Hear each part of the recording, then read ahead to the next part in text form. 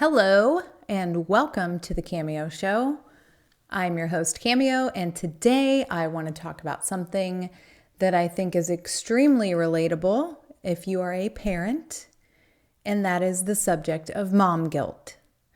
But I don't want to limit it to just moms, because I know dads in their own right, or parent figures of any form, feel this level of guilt that's extremely universal.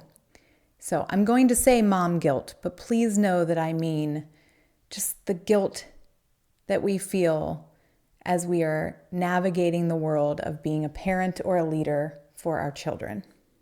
I'm a young mom. Our daughter was born when I was 22, and she's now 18, and our son is 13. So our kids are older now, but I had them when I was pretty young. And things have changed over the years, and the way that I feel mom guilt is a little bit different in different variations. But it's an ongoing process of reminding myself that I'm doing the best that I can in any given situation, at any age, and from day to day, quite honestly. When our kids were born, social media wasn't really a thing. And so I have a lot of compassion for moms who are new, or parents who are new in today's day and age. That makes me sound really old, like an old grandma back in my day, but I mean it, because I think social media, and I'm not demonizing it because I love it, but I think it adds a level to this guilt that we feel as parents that I didn't have to experience when my kids were toddlers, at least. But I still think that we all experience the same type of guilt. And today I want to narrow it down to just kind of 3 overarching types of guilt that we feel as parents, and make some suggestions or offer some ideas that helped me or continue to help me. Because again, like I said, I don't know that it ever goes away. It just keeps rearing its ugly head, this guilt that I feel from time to time, and revisiting me. And so sometimes I'm able to zip it, pipe it, be done with it, because I have the tools or the experience now, or the awareness that maybe I hadn't in the past. And sometimes I still can't. Sometimes I still can't kick it. So the first topic I want to talk about is this mom guilt comparison trap. And this is where social media, I think, makes it trickier for moms, especially with young kids this day and age, seeing these moms on social media doing it all and looking so great doing it with a clean house and clean kids and everything's beautiful. And we all know that's just not the reality. So in my experience, though, social media wasn't a part of it, and I still felt that way. I still felt this comparison as a new mom, because I was new and I didn't really know how to show up in the world as a mom early on.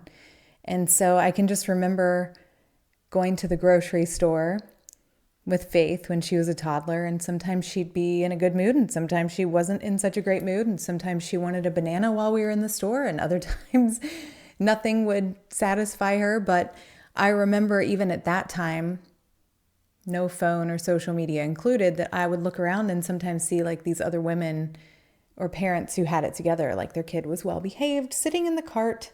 They had the thing so it kept all the germs away, and the kid was playing with a toy, happily engaging with their parents and not throwing a fit. If Faith is listening, I'm not saying she always threw fits in the grocery store. It's just an example. But they would look put together and responsible. And here I am feeling like I'm in sweatpants and barely made it out the door. Maybe I have on the same shoe. I have on no makeup, a messy bun. My kid, Faith or Ben, might be throwing a fit, and feeling this pull toward comparing myself to what I should be and how I should be presenting myself as a mom, and then what I really was. Today with social media, we see it all the time, but I think as difficult as that makes it, it's also becoming more common to understand that that's a highlight reel, right? We get to pick and choose what we post. It's sometimes filtered.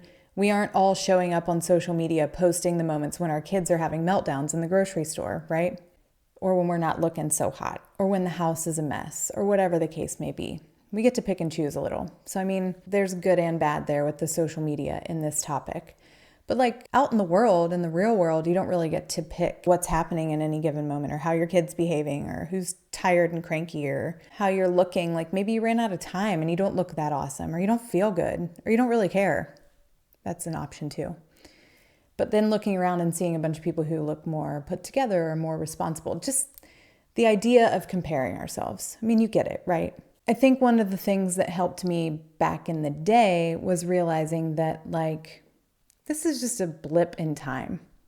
So this mom might look put together when she comes to the grocery store and her kid's well behaved, but like maybe yesterday that might not have been the case. Or that we're out at our kids' events and this mom always looks like she's ready and she's got the snacks and everything's perfect and she never forgets anything and she's got the sunscreen and the kids always got the eye black on and like, you know what I'm saying. And you're sitting over there like, damn, I forgot my kids' water again. They're like dehydrated. I didn't put any sunscreen on them. I'm wearing 2 different shoes. I barely got out the door. Like in real life, just recognizing that like we're all human. We all have our moments, and that's a blip in time, not to compare and judge ourselves and how we're doing based on how we see everyone else appear to be doing in that moment. Stop feeling guilty for showing up in the best way that you can in the moment, in the circumstances. There's no reason to feel guilty. Easier said than done. Mom guilt number 2 is this idea of self-care guilt, self-interest guilt. That if I want to do something for myself or I need time for myself, I'm selfish. And I should feel guilty for asking for it.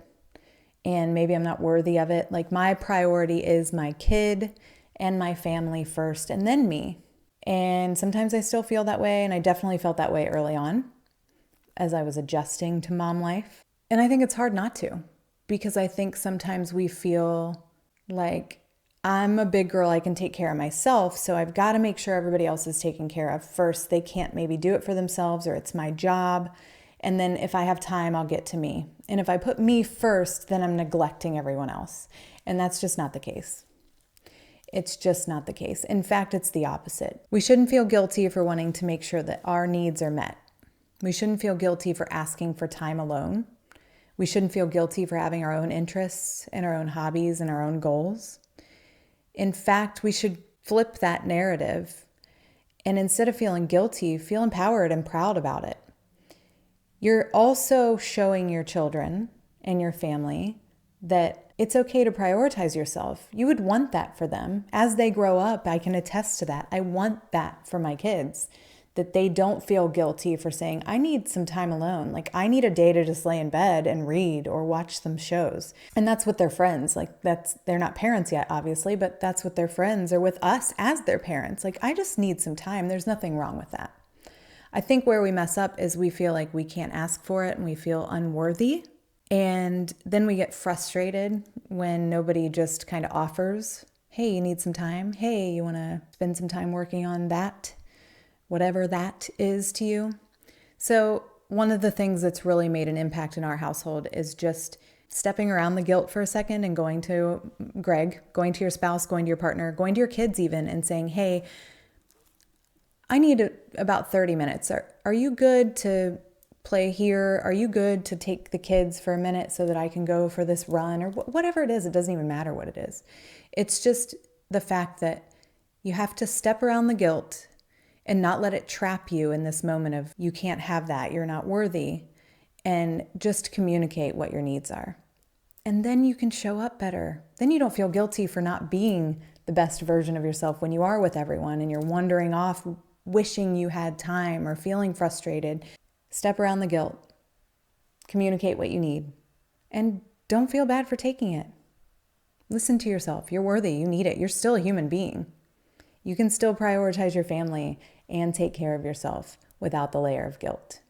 And number 3, I think is something that we talk about with a lot of our guests. It's something that I still quabble with, And this has taken many different forms for me. It's this idea of guilt around balancing work and home life.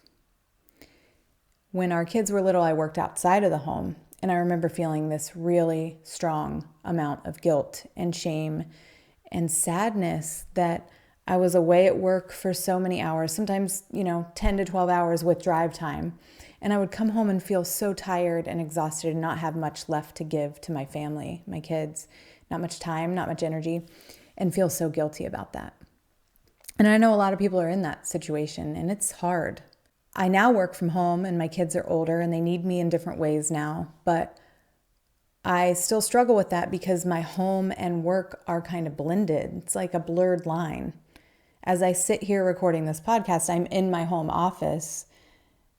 It's not always easy to shut it off and walk out in the kitchen to do dinner with my family and not think about work, whether it be our mortgage company or this podcast or my book or whatever is going on. It's difficult to come home from work, to be stressed about work, to leave your home office and go out into your family area and be present.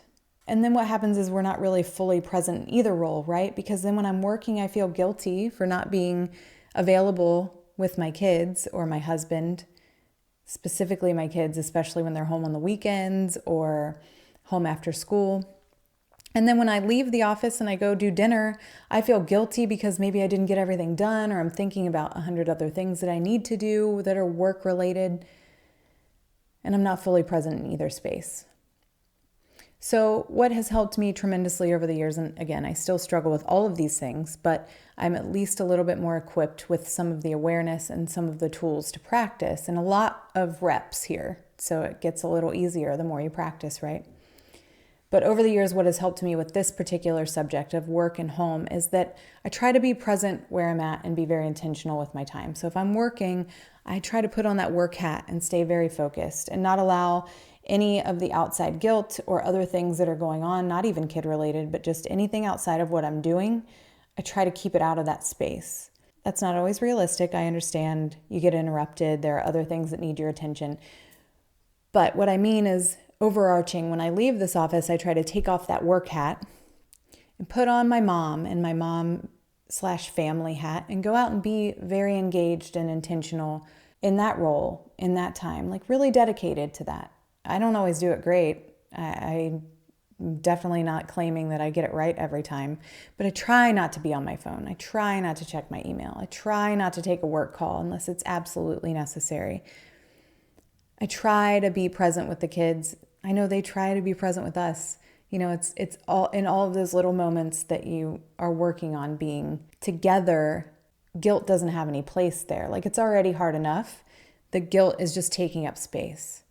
So, as I said, the thing that helps me now and has helped me tremendously over the years is trying to make sure that back then I would pull in the garage and I would take a deep breath and I would kind of like let the work day go. There's nothing more I can do or say about the work day at this point. I'm home. I'm going to go in and engage with my kids and help them with their homework. And they were little then, so they needed more of me.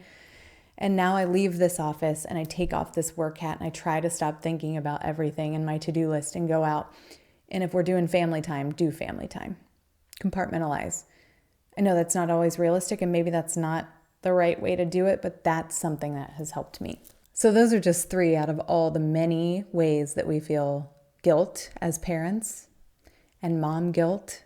And I don't know that there's ever like a day that we don't, right?